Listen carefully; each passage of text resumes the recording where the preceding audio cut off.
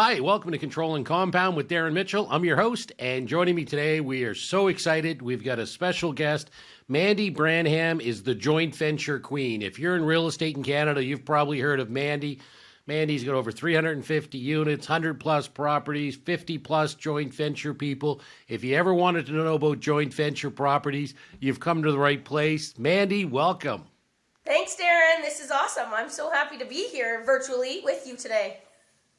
I love it. Before we get started, so are you like most people in this industry? You were born and you're about 5 or 6 years old. You said, I think I'm going to be a real estate investor.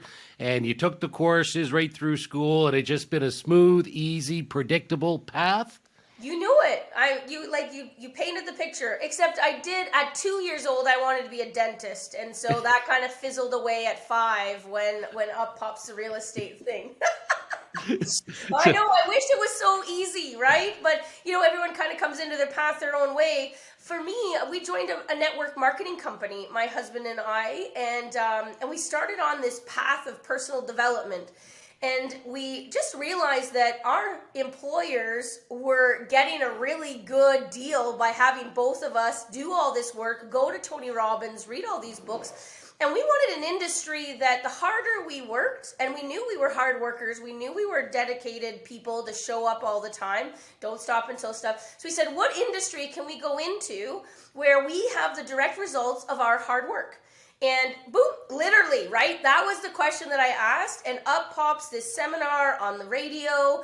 And so we went to this real estate thing and signed up and thought that was going to be the industry that we could go to, that we knew that we could learn the strategies, learn the techniques, and grow. Except we were very limited to growing based on our own cash, which is something that a lot of people go, well, I have $100,000. I have some money in my HELOC on my home. And so the joint ventures just kind of grew out of that to be like, okay, well, I have lots of opportunities and I've run out of my own personal cash, but now I have the ability to be able to help others. So it just kind of rolled. I left my full-time income in 2016. Larry left his in 2018. And now we've been full-time investors since then.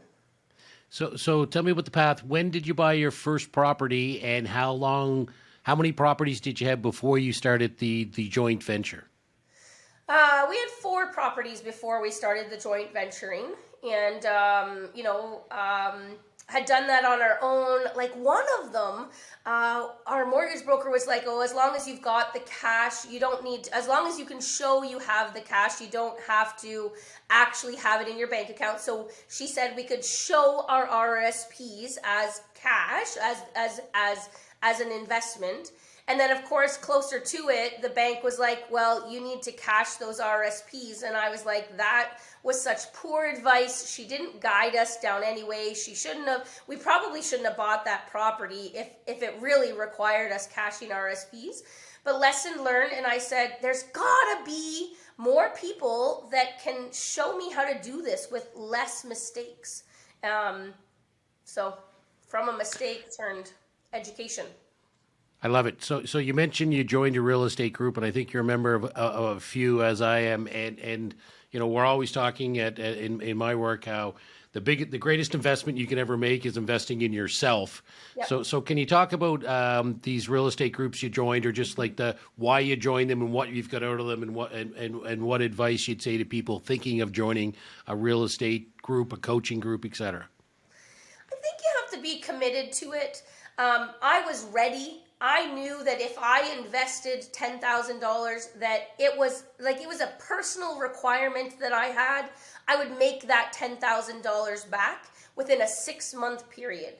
And I'm very like, if you need me to pay it back, I will pay it back. If I buy a shirt and I say, okay, I need to wear this shirt X amount of times to be able to make it worth it, I will wear that shirt. It's kind of an internal joke.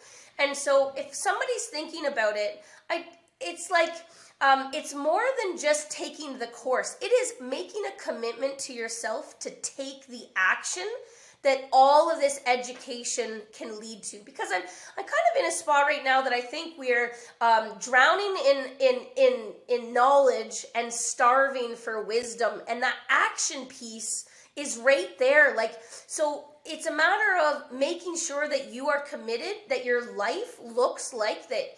Go learn. There's lots of different coaches to be able to connect yourself to, but commit to the action piece in a certain length of time that makes the investment into that coaching the right time. And if it's not the right time in your life because you're a busy person, a young blah, blah, blah, well, maybe now's not the time if you can't put in that commitment. My life demonstrated I was ready. You name it, I would have done whatever it needed to take. So I joined a large coaching group. I don't think it necessarily has to be large, but on the side of my coaching group, I have a thing, work harder on yourself than you do on your job. And so I really still encourage people to be learning personal development, your Tony Robbins, your, like just all of those kind of sides of things, to be a better communicator, a better listener. And that way you're going to transfer all of those skills over to your real estate investing, but it doesn't just have to be real estate investing. So I did a lot of education. Yeah, I love that. I think is that a Jim Rohn quote you just Yes. threw out there? Yeah, Jim Rohn, Tony Robbins. You're speaking my language. Great. Yeah, I actually I went to Tony Robbins in London, England, one time for a 4-day conference, and I brought my son who was in grade 12 and to participate. And you talk about investing in yourself. We don't think twice about. A lot of parents don't think twice about helping kids with universities and all these different things, but wouldn't think to look at something like that, invest in their personal development. So I'm a big believer in personal development, investing in yourself. So I want to dig into the joint venture, sort of the two sides of it. So before we do that and look for what kind of partners you're looking for, can you just what's your definition of a joint venture? We throw that word out there pretty easy. We assume everybody knows what it is, but can you just explain exactly what a joint venture is? High level, it's in the real estate industry, because of course we're talking as strategic real estate investors right now. It's when two people come together looking at a piece of real estate, each with their own unique set of skills and resources that they're bringing to the table, okay? So the simplest definition is you've got somebody who is the expert partner. They bring their knowledge, their abilities, their connections, the deal, and somebody else is bringing in the financial capabilities, the support for the mortgage, the cash that's required to be able to close, and but yet they're not connected to the asset in the same way that the expert partner is, but together one can't do the deal without the other. So I call them mutually beneficial opportunities. So that's a joint venture in the real estate industry. I actually have a chapter in my second book on joint venture, and I think I called it Peanut Butter and Chocolate, and together they're like a Reese's Peanut Butter Cup. Chocolate's great on its own and peanut butter's great on its own, but you fire those two things together, it's magical. I agree. I love that. Okay, so the joint venture, we've got a money partner and we've got a working partner. You're the working partner in most of these cases.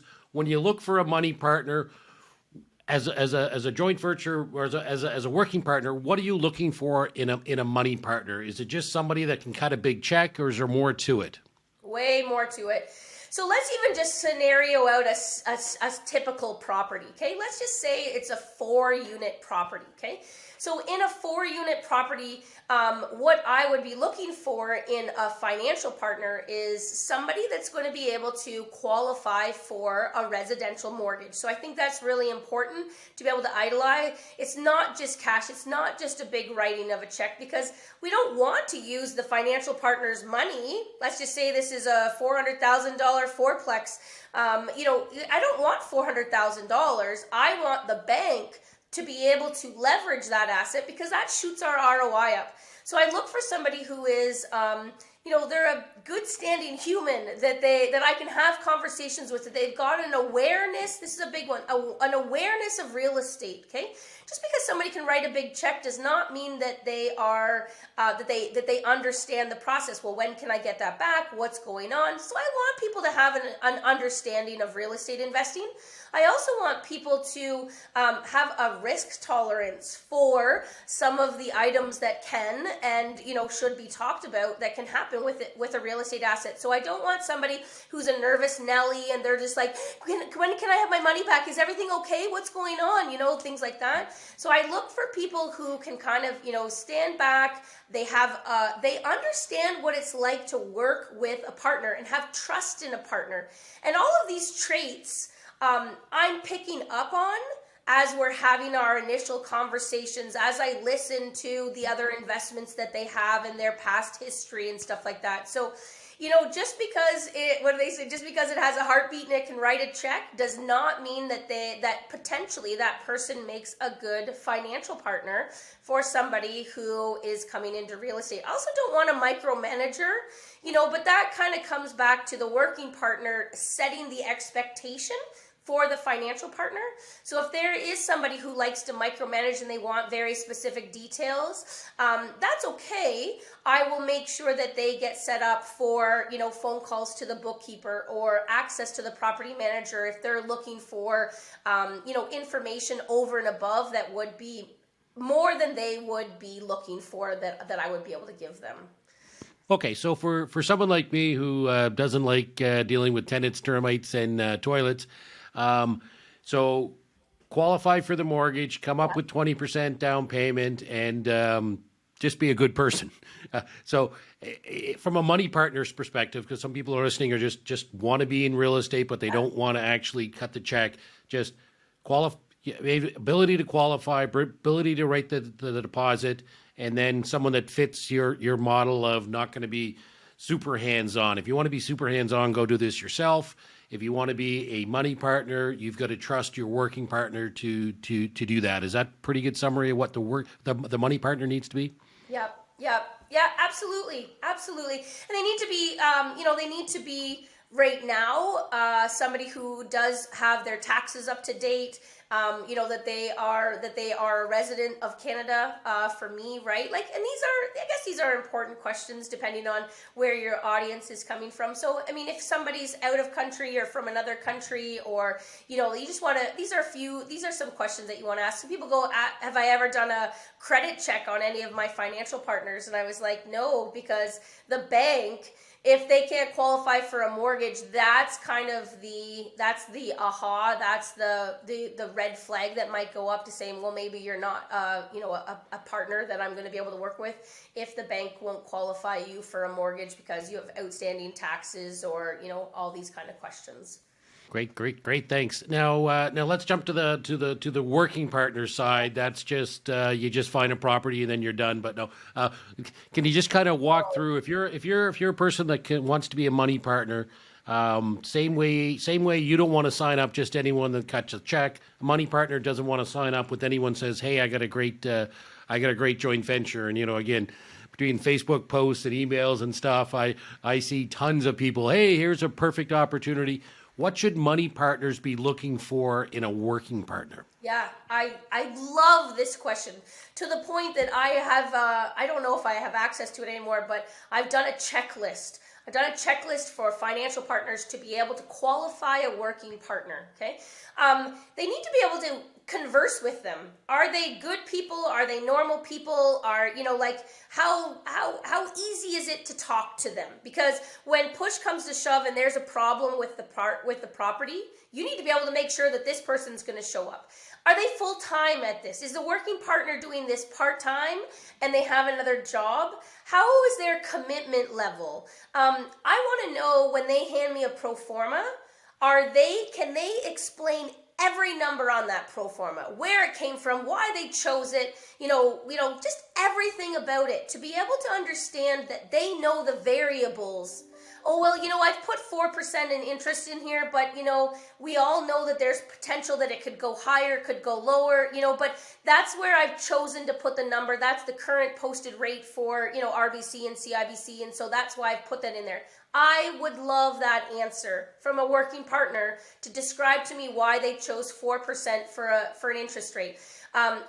where their numbers come from. Did they put in vacancy, maintenance and repairs, like all of the potentials? Because you don't want to come to a spot where you're just like, oh, there's no cash in the bank account. Well, what happened? Oh, well, it's been vacant for 6 months and nobody's filled it. And, just you want to know that this person has problem solving skills, that they're not going to get stuck in a situation and be like, throw up their hands.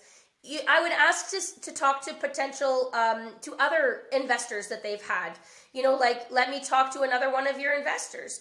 Show me another one of your deals. Now, that's not necessarily a great factor, because if I showed you a deal from 2017, 18, 19, 20, you'd think that I'm genius on all of these, but the market certainly helped. But, being able to just understand the process that they are following. Another thing that a financial partner needs to ask this working partner, is this the first time they've done this strategy? Is it a consistent strategy? Are they single family conversion people? Do they do rent to owns?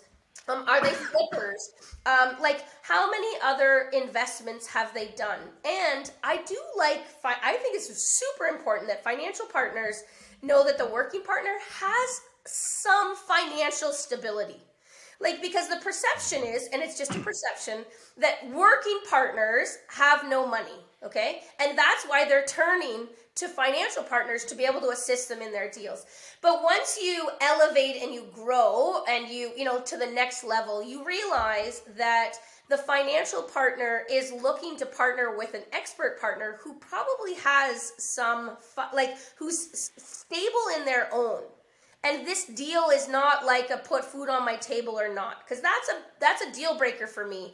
If I was investing with somebody who didn't know how they were going to, keep a roof over their own head in this transition time and whatever, even if it's a phenomenal deal, I don't want to put my working partner in a stressful spot where they need cash. Can you imagine there's the working partner knocking on the door, the financial partner? Can we take $300 cash flow? Can we, I'm going to need to get paid. What's going on? So you are looking for your working partner to have some financial stability. I think that's really important. And I think the last thing I would really want in my working partner is what groups are you part of, and how are you continuing to learn? Because here we are in 2020, and it's like staying up with the market, understanding that there's changes, but not being afraid of the changes, but just knowing how to roll and flow with the changes that are kind of going on. So as a financial partner, it would be essential for me to know that my working partner is continuing to educate themselves and staying up to date based on the groups that they're part of. Yeah, I love that. In 2022, we're seeing a little change in the real estate market. But I love your point on, they don't need this deal to put food on the table, and it's the same in the financial services business, right? You have people that are struggling. And are they necessarily making a decision based upon what's best for the deal, or are they focused on what's going to feed me next week, or what's going to help me pay this bill next week? So I love that point. Now, I mean, to grow to the size that you have with all these different properties and different partners, obviously you need a team in place. Can you just kind of talk about team? And I think that would go in partnership with that your comment about what you look for in a working partner. But explain your team, because you can't be as big as you are without a team. So who do you got working for you? Even just the evolution of how I grew, right? So Larry and I were the everything. So we were the property managers. We were finding the properties. We were, Larry was doing the work, and then we hired people to help us do the contracting. Now we have created a construction company. So that was 2018. So we have our own construction company. And to my partners, the point is that I have a dedicated team that when I say there's a unit that's vacant, I don't have to be worried about being behind 3 other clients, because I know that I take priority and will be slotted in at the earliest that my team can do it. So I've got construction company, which includes maintenance, and then we've just got, our roofer, our snowplow guy, our grass people. So that's kind of through the construction team. I did the property management until it was insane that I was doing the property management, and then I hired a property manager. And it started off that I hired an assistant who was helping me with the property manager, and then he transitioned into we started a property management company. So I want people to feel the evolution of it, and not to be like, okay, if I want to go from 0 to 50 properties, then I might as well start this stuff up front. I think there is this evolution until it becomes so painful that you can't do it yourself. That's when you hire in. Now, you could hire preemptively, knowing that you're growing, but my hesitation on saying that to an audience this large is that some people will say, well, Mandy told me I needed a property management company, so I started my property management company, and I only have 2 properties. No, that's not what Mandy's saying. Mandy's saying at the same time that you're continuing to buy, like I was buying 16, 18, we bought 46 properties in 9 months. I mean, like the evolution of it was like we are falling so fast forward that we needed this property management, so it was no brainer for us to start it, but we already knew how we were filling the pipeline for this property management company, for this contractor. When I say I have an executive assistant, well, I don't right now. I'm in between them, and I can feel the amount of work that they would just ease off of my plate. So you do so much on your own until it becomes insane. And then, that's when you hire. And you just know that when you take something off your plate, it's because bigger and better things are going to come onto your plate. And it was a big struggle for me, actually, to be able to acknowledge the value of my tasks. Quentin D'Souza, a great investor, a mentor of mine, he talked about the $10 an hour jobs, the $100 an hour jobs, the $1,000 an hour jobs, and I kind of put in there that $10,000 an hour job. So, if you're cutting grass and painting and cleaning any of your properties, you're doing some $10 an hour jobs. I talk social media, I talk property management, paralegal stuff like that. That's your $100 an hour stuff. And if you're still doing that, then it's better than painting, but you know that there's $1,000 hour activities, which is finding the next deal, negotiating it, setting up the financing for your next opportunity, attracting capital, things like that, right? Churning, creating the videos for the social media. And then your $10,000 an hour thing is actually like discovery calls with your investors, raising millions of dollars is certainly a $10,000 hour activity. Yeah, that's great advice. Yeah, I know I had a coach for years, and he made me go through and figure out how much money are you making when you're doing the best thing, the thing that you are best at, and just doing that. And then you start doing, it's like, wow, well, I'm making a ton of money then. Well, why are you doing anything else? Well, you're going to do a couple other things, but it's like, okay, well, then you hire someone to do everything. And then they get busy and you hire someone under them so they can push stuff down. And eventually people are just doing the things that they're expertly qualified at to do. So And in the joint venture world, I think this is a great spot to add this in. We use the word working partner, and I like to elevate that to the expert partner, because working partners, a lot of people perceive that they have to be the ones that are working. Now, if you're a contractor and you're a genius at contracting, then that can be some of the skills that you choose to, get paid for from the property, from the joint venture that you're doing. But, it is a way for people to understand not to get stuck in things, even though they're really good at it. You are asking yourself, is this what I should be doing? And, so when my goal was, 20 properties in a year, I aimed for 20 and I hit 16, great. I could not get stuck doing little things, or I would not be continuing to move towards my goal. So when they say set a goal that scares you, you're like setting a goal that even if you come down a little bit and I went for 20 and I hit 16, nobody seems to be too upset that, you bought 16 properties with joint ventures in a year, right?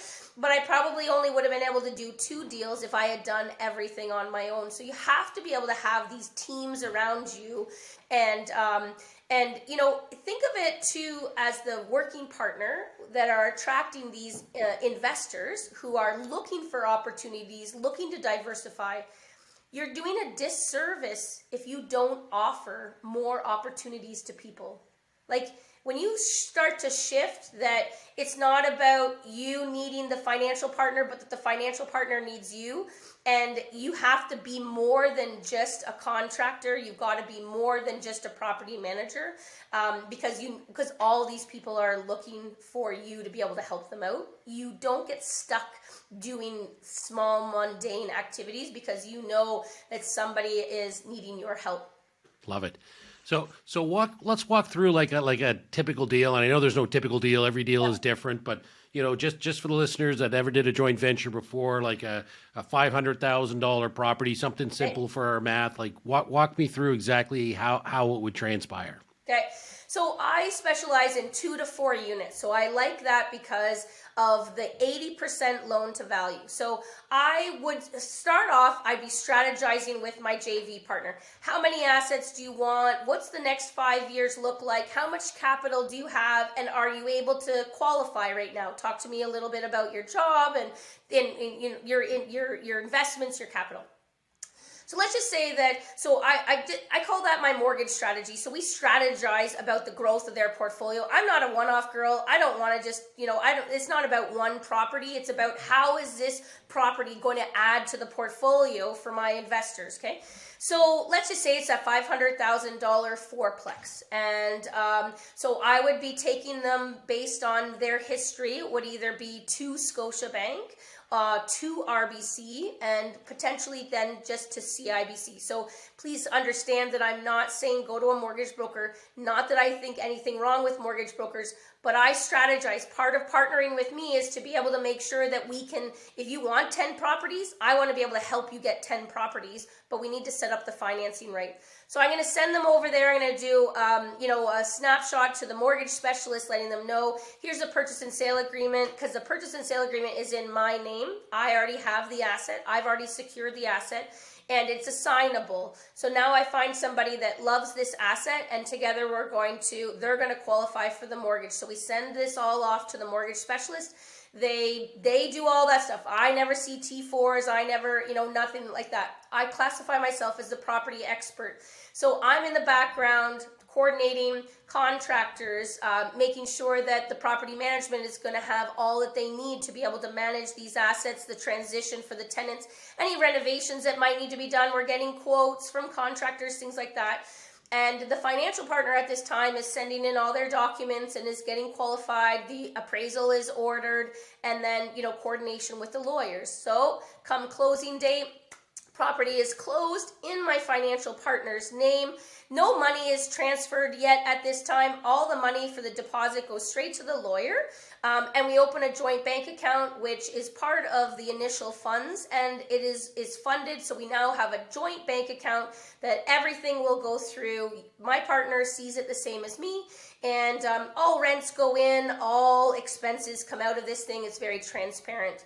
And we now own the asset. Now, typically my assets are small burrs, so at the end of 12 months, we will have added value either based on a really good purchase, we made money in the deal, we did some renovations, the market's gone up, tenant turnovers, increase in rent, and in 12 months' time, we will do a refi, and any capital that gets paid gets paid or comes back from the bank or, higher mortgage, goes straight to my financial partner. So I don't get paid until my financial partner has all of their initial capital back in any type of liquidity event, which is refinances or sales. Cash flow is a different story that we, typically probably not much cash flow in the first year. I don't buy assets specifically for cash flow. That's not my strategy. But I do know that some people do look for large cash flowing assets, just not something that is within my portfolio. We come to the end of a 5-year term. Typically, my joint ventures follow the term of the mortgage. So in these cases, it'd be a 5-year term. At the end, we kind of ask ourselves, is this asset still working for you and your portfolio and your net worth goals and things like that? And if it is, great, we can do another refinance and keep it. If it's not, one partner can buy the other one out, or we can put it on the open market and be done. So on a $500,000 deal, the money partner comes up with roughly $100,000 deposit plus closing costs and any other money that needs to be go into renovations or the burst strategy. And then hopefully at some point you refinance. It could be as early as 12 months, could be later, and you refinance it because it appreciated and because you physically did something to increase the value, add a unit, fix the place up, whatever. And then when you refinance it, that money partner gets back that 100,000 and change first before you get paid. So makes the goals aligned, right? They get paid, and then going forward, the cash flow or whatever's there is split, and then at some point there's going to be a sale, and then the sale at the end, profits from that would be split 50-50, and you make money, money partner makes money, everyone's happy. Is that a typical deal? Boom, boom. That's it. It's genius because you could build a portfolio in this small 2 to 4 unit space, which, we can talk large multis, and I think they're great returns. There's one roof, 20 doors, all that kind of thing. So it spreads out the cost a little bit more. But if you want the highest ROI, my suggestion is find somebody that you can build a portfolio with who understands the small residential space. Do that for 5 years. Do that for 5 years. You could sell everything and then be like, okay, I'm done with this small little shit, because it actually gets painful to qualify for mortgages. But any place that there's pain means that there's returns, right? Mm-hmm. You have a pain because there's a foundation report and somebody's going cha-ching, cha-ching. You have a pain because it smells like cat piss. Cha-ching, cha-ching. You have a pain because you're getting into, multiple mortgages. Cha-ching, cha-ching. So we can shy away from some of that pain by all means. If that's not your gig, don't go for it. But if a financial partner can strategize with a working partner and grow a portfolio, I had investors in 1 year. We bought 4 properties. We're selling them all right now. I think they're all their capital. I'm going to make $400,000 in 5 years, which means that they get all their capital back and 400, and I get 400. So that's 4 assets, 5 years. That's the kind of returns that we've had. So why would we not go in and do small residential mortgages? Now, there's benefits to going big. I get all of that. But right now I'm saying, so my small stuff is 2 people. It's my partner and me. Now, maybe I have somebody on my side who is an expert, like I've got a Kingston property expert, I've got people in Cornwall, I've got people in Sudbury, and maybe my financial partners are 2 brothers, maybe they're, best friends, whatever. But there's a variety of ways to come in, but this isn't diluted. You're not there's not 15 people, there's no syndication, you don't have to worry that you don't know what's going on kind of thing. So there's also this, there's a potential of reducing your risk if there's only 2 people that need to make a decision. So are we going to do this renovation or are we not? I don't know. There's only 2 of us to ask kind of thing, right?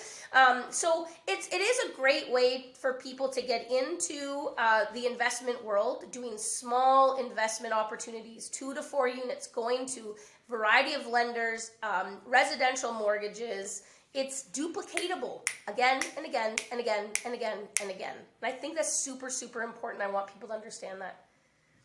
I love that because people, I think some money partners or people before they become money partners think, well, why would I share half the profit on this? And it's like, well, if you could do it, we wouldn't be talking about a joint venture here. And meanwhile, they sit on cash for 2 years because they don't want to make that decision, and they lose out on making $400,000 or whatever their return is. It's just what everyone I know in real estate.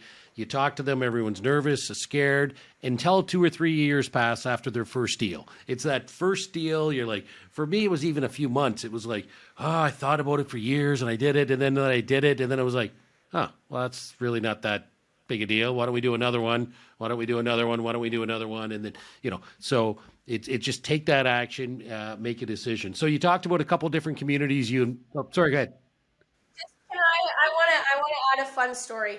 So I had a gentleman who called me, set up a discovery call. Now we've gone on. He's referred people. I think we're about 6 investments that we've done together. He opened a book. He had a real estate book. And in the book, it said to set a date. So he dated it, and he said how many properties he'd wanted, okay? And that was 2012, maybe 2014. And he and I did our first deal in 2020, okay? He said he opened that book and he was pissed off at himself because that many years ago he'd made a decision that he was going to invest in real estate, and he's been on the sidelines the whole time because he couldn't figure out how to add it into his own life. So that's that 100%, right? And then, he's on a boat in the middle of Lake Muskoka, and he said, that's where I heard Mandy Branham for the first time, because this friend said, oh my God, dude, you just need to call her, shut up, and do what she tells you to do. And here he is now with this portfolio of assets, and he's dibbled off on his own because he has the confidence to dibble off on his own, because he knows that, that's for fun and that's his own. But these are hands off. These are, set it and forget it. And we set him up for financing. We set him up with the right strategy to be able to get as many mortgages as his goals were going to require. So, if you open a book, if you look back in a journal, if you find that, I remember talking to people who are like, oh my gosh, yeah, I'm going to be in real estate and I'm this. And I'm thinking, those people haven't done anything. Now, I chose to take action. But, you kind of have to make that decision sometimes, that if you're not doing it on your own, then you have to say, who can I hold? Whose hand can I hold? Because that's like tandem skydiving, right? I would never go through the education to be able to jump out of a plane. That's probably too many weekends of my life to sit there and learn and all that kind of stuff. What I want to be strapped to an expert. I want to know that he's jumped out of this plane 100 times and he does this for fun because he loves it and he's inspired. And I'm going to be strapped to his back. And all I need to do is jump. He's going to know the wind direction, where the chutes are, where we're landing. Like, he's got all of that information. That's like joint venturing in real estate. Just strap yourself to an expert and know that this is what they do for fun. Great analogy. Great analogy. So let's jump into the community. So how do you pick the communities? Obviously, communities that have good numbers, but like when you're starting out, how do you determine which area you're going to go to, and then whether that's going to be a beach hold or a one-off? What's your decision process there? I typically don't go into a market unless there's a variety of properties that I can buy. I'm not a one-off girl. I like to go in and create my systems because there's economies of scale in that. So I look for undervalued communities. So lower purchase prices, because let's be clear, everywhere in Canada, there is a shortage of housing. So if you say, oh, I'm going to invest in London because they don't have enough housing, okay, I believe you. But you can't say I'm not going to invest in Sarnia or I'm not going to invest in Cornwall because I don't like those markets so much. Well, people still want to live there. Everywhere there's a shortage of housing. So if you keep that in mind, it's less about the community, because every place you go, there's going to need housing. The last 2 communities that I went for, I looked for undervalued rental rates. So places that I felt were super, super low. It was either super low or executive units. And there's this middle rental unit that's kind of missing. That, somebody doesn't need to pay $600 and somebody doesn't want to pay $2,000, but they'd be happy paying $1,200. But there's no units that were like that. So in my renovations, when units turn over, I then renovate to that $1,200 status. So it's not granite countertops. It's still very durable. It's quick changeovers in between tenants, clean, safe, and appropriate. Nothing in that says executive, quartz countertop, like all that kind of stuff that just jacks up your renovation costs. And you get disappointed when you go into these units and somebody has not taken care of them. Now your changeover prices are higher, things like that. So Sudbury and Cornwall have been my last cities, and I have looked that they're both meet the requirements of missing this midway rental rate. And that's what we do. We go in, we find properties that are under rented. As they turn over, we're not overly aggressive on cash for keys. This isn't a make it or break it if a tenant leaves or not leaves. And the natural progression of it is a unit comes vacant, we renovate it, and then we increase the rents just based on the turnover, because we can do that in Ontario. Now, in early 2000, or all of 2021 and early 2022 in particular, housing prices just got crazy in a lot of markets. So how did that impact your business? And did you decrease units or just switch towns? How'd you deal with the increasing prices? I've sold about 25 properties this year. I went to see a very, very wise investor, and he says to me, he's like, I'm so interested to hear what you're buying in a seller's market. And I was like, oh, I feel a hint of sarcasm in that in that statement. And so I just listened to him, and I thought, this guy is telling me that I should be selling right now. And so I put a couple up, and they were going well, and there was traction. And so we actually sold quite a few at the beginning of the year, and haven't bought as much by any means. I've not bought as much. I mean, I've closed on a 25 unit this year. We've got a 35 unit under contract. So you can kind of tell that I'm not in the small space anymore. I took a little bit of a break. I'm happy to be able to get people lined up to do the small joint ventures, but my stuff is going to be much larger. Same model, financial partner, working partner, bring in the capital, get your capital back before anything else is split, but it's just larger stuff. So I think it's really important for people just to acknowledge, if the signs say not now, you just take a break. You go into learn mode. You go into, we went back to some of our properties and thought, how do we bring these up to the highest ability that we can? Is there unused garages? Is there, under rented spaces? And we've kind of done some work based on that. That's great. I always love when you ask people, how are things? Like, great. Well, it can't always be great. Sometimes businesses have peaks and valleys, and yeah, real estate, there's, been some amazing opportunities, but there's also been some challenges in the last year or two. So I appreciate, you can't buy every day just because that's what people want you to do. No, and this might be your first year in real estate investing, but you can't compare your first year to my first year. And I'm not saying that your first year being 2022 isn't going to be very different than somebody in 2032's first year in real estate investing. So I just think, don't try and fit a square box into a round hole. Well, this burr should work. I should be able to get all my money out in 3 months. You're like, well, that worked in 2017, 18, 19, and it might work. But, I just argued with somebody on Facebook, and I don't usually do that, so I apologize to the gentleman. But he was just super negative as to the market and the conditions. Well, I don't want to say negative, but I could hear his fear, okay? And so this lady described, her backup plan to her backup plan to her backup plan to her backup plan. And I honestly, I commented, I was like, genius, okay? Because I could just tell that she wasn't like, well, it's this or nothing. She was not in la land. She was like, if this doesn't work, it's no big deal. I'll just do this. And if this doesn't work, well, I've got another backup plan. And he just went on her. And I thought, dude, how many properties do you have? Well, he wouldn't answer. That's irrelevant. It's not. And I was like, it's totally relevant. I want you to understand that you can be fearful right now. But if you've got a certain amount of things and ways to be able to transition this, okay, so it doesn't work as a flip. Can you hold it as a furnished rental? Can you hold it as a short-term furnished rental, a long-term furnished rental, a long-term rental, not a furnished rental? What are your options here? Can you put it into a rent-to-own? There's so many different ways that you can backup plan to your backup plan. And in a joint venture, as long as you can have these conversations, even just a conversation I had this morning, I was like, you know what? This has been a bumpy ride. We had a tenant that stopped paying. It took us 9 months, 8 months to get her out. That's landlord tenant board, no income for that length of time. Then the lower tenant calls bylaw. So now we've got these bylaw issues.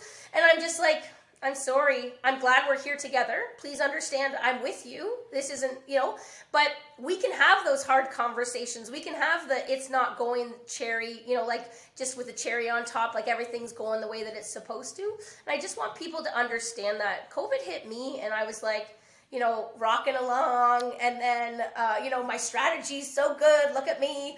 And then boom, COVID. And I was like, in St. Catharines, the inspectors couldn't go into the properties. Like, they wouldn't do anything. I'm like, it's a duplex. It's like fire coded. There's only a lady that lives upstairs. And they're like, nope, we can't go into the property because somebody lives there. And I was like, you can't go into the property, but it's fire coded, so fire can't get through. So I'm not sure how COVID's supposed to get through. But, so my strategy for that, what I realized, I had rented the upstairs. I closed it off and rented the upstairs really quickly. And this was before COVID. Thank God I did that, because now at least I had one unit rented and just the lower that was in this wait pattern, this hold pattern. But I knew investors that tear properties out down to the studs, top and bottom. And now they have no income. Now they have no materials. They can't have people on site. And they were in a hold pattern with no money coming in. So, there's definitely, understanding what's going on and being able to match your strategy to the market that's currently in front of you.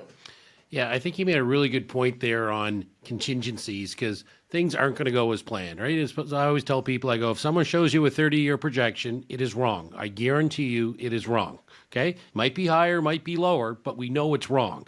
So, this is what it is. But when those things come up, do you have a plan B, C, D, E? And from the money partner's perspective is when that emergency happens in month 18, well, I don't want to drop everything and say, I need to go fix that now, and I don't really know how to fix it because I've never dealt with this before.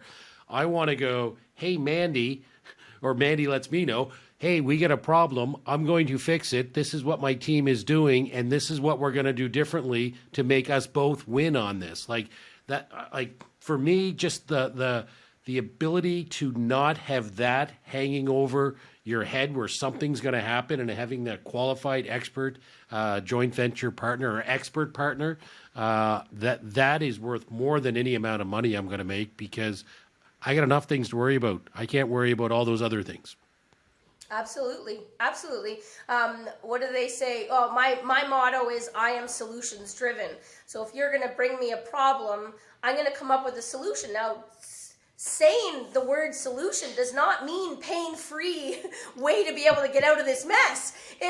All solutions aren't free and, aren't immediate and, aren't the best case scenario, but it doesn't mean that you're not coming up with a solution to these problems. Who do I know? What do I know? What resources do I have? What resources do I need? And what are the options for us to be able to solve this problem? And this problem could be a leaky basement. We recently had, you think, oh, they redid the road out front of your house. You got brand new pavement. Yeah, the water doesn't know where to flow now, and so it's going to find new ways. And it flowed right into our basement. And the tenants are like, what? I was like, what? Please don't be mad at me. I'm here. I'm solving it, right? We didn't see this coming. We're all happy that there's new pavement out the front. But now we've got this wet basement to be able to deal with. And this is just what we deal with. Nobody budgeted for it. There was no need to have to budget for it, kind of thing. But you just kind of make sure that you've got contingency funds. So I do like very large contingency funds. And that's where when I say I'm not a big cash flow girl, is because I'd rather accumulate cash flow and have this nice reserve fund so that nobody has to worry about a toilet that overflowed or a fridge that needs to be repaired, because it just comes out of the contingency. Away you go. It's still an agreed upon choice or agreed upon purchase. But there you go. The air conditioner broke. New air conditioner. A furnace in the middle of winter. You just go because you've got this contingency. So that's it. That all in itself has a level of of calmness based on the amount of contingency. Cash creates calmness in your mind. And if you have a lack of cash, you will be in scarcity mode, and people in scarcity make very different decisions than people who have, a solid foundation of capital to support their investment portfolios. Well, you certainly don't have a scarcity mindset. Definitely an abundance mindset. So, Mandy, last question before we go, and I'm always thinking about people on the fence waiting to get into real estate. So, for those people that have talked about real estate, thought about real estate, haven't really done anything, what's the piece of advice you'd pass on to those people? What they should be doing? I'll do a little plug, but to all my working partners out there, partner on your first deal. Like, feel what it feels like. Go to the person that they say, work with this person for a mortgage, because there's a reason that we work with that person. We've got the right insurance to be able to make sure, that you're covered for insurance. Follow the flow of the first renovation without having to be the one that does it. What is a refinance? When can I do a refinance? Follow the flow. You'll do one deal with an expert partner, and your ability, your calmness about the process will allow you to be able to choose future investments. So I've got lots of JV partners, and many of them only have one with me because they just needed to do one to understand. And it's a lot of them, and you say somebody's on the fence. It might be somebody's on the fence and they would go, but they've got a partner who's more risk adverse than they are. So not only are they're kind of on the fence, but when they get the weight of their amazing spouse, they will stay on the side of caution. They will stay on the side of safety to be able to make sure that they are protecting this person. So I had a JV partner, and he and I had phenomenal conversations. Like, we were ready to go, and we came, and I signed a letter of intent with he and his wife. And the wife's sitting there, she's smiling, they're lovely people.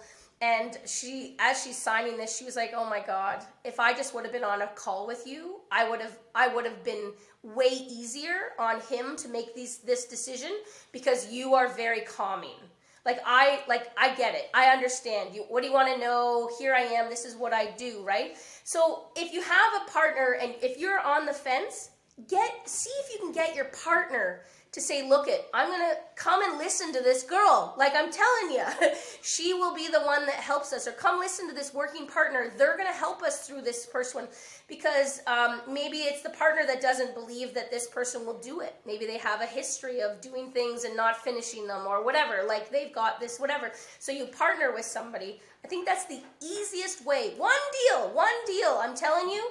And if somebody could, if you start with, 100, minimum was $100,000. My investment minimum now is going up, but let's just say you get $100,000, and if you can get 50 of that back, then that's a phenomenal deal, and the money's not gone. The other 50 is just going to sit in there. So what I'm also sharing is, don't always go for the home runs, because not all the deals, not this current market, there's too many unknowns. If somebody's projecting to you a home run, I would poke some holes in that opportunity right now. And are they speculating, and how do they really know, and things like that. So partner. So partnering with the deal, you're going to learn, you're going to educate yourself through this process, that you can go on and take that knowledge and make hundreds of thousands or millions of dollars over your lifetime, better than any university course you could ever take. And, oh, by the way, you make money on the deal too. And you own an asset, and your name's on title, so you're secured. It's like I don't want to say there's no risk, because there's always risk, but it's just a great way to be able to get into the market and understand what's going on. And it's not, somebody say, do you want a whole watermelon, or do you want a whole grape, or half a watermelon? What I'm saying is that half a watermelon right now, with the way that way that my portfolio has gone, holy crap. My JV partners are like, they've done phenomenal. We bought for $250 and I sold for $700 in 3 years. And, and so he's like, Mandy, this is the best investment I've ever done. And I was like, well, that was not what was on the projections. When we partnered, that's not what I put on there. So you just have to be able to read through and see more than just the numbers. Oh, I'm looking for $1,000 a month cash flow. Well, maybe you need to change your outlook right now. Like, come back into a reality side of things, not live in a la fantasy land of what an opportunity might look like as it's presented to you. Mandy, how do people follow you, get a hold of you, see what you're doing? What's the best social media stuff for you? I'm JV Queen on Instagram. That's honestly, I love people on Instagram right now, if that's where you go. Mandy Branham on Facebook, and mandybranham.com if you want to check out my website. Mandy, thank you. Phenomenal. You are the joint venture queen. Have a wonderful day. Thank you. Thanks for tuning into this episode. Don't forget to like, subscribe, and hit that bell button so you always know when new content is coming out. For more helpful tips and tricks, visit our Instagram, Facebook, or TikTok pages at Control and Compound.